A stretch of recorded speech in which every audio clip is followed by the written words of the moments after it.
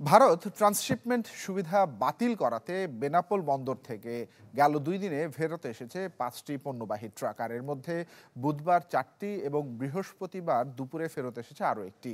ভারতের Petrapole clearing and forwarding agents staff welfare association থেকে জানানো হয়েছে, স্থলবন্দর দিয়ে ট্রানজিট সুবিধা বন্ধের জন্য ভারতের অর্থ মন্ত্রণালয় কাস্টমসে চিঠি ইস্যু করেছে, যার কারণে ট্রানজিট সুবিধার পণ্য বেনাপোল থেকে পেট্রাপোল বন্দরে প্রবেশ বন্ধ করা হয়েছে।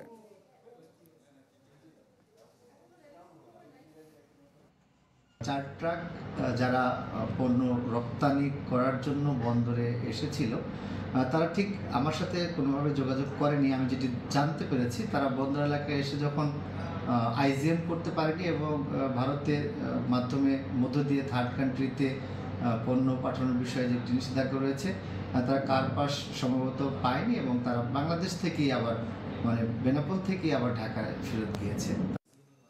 সানবিট সব দিবে সামাল।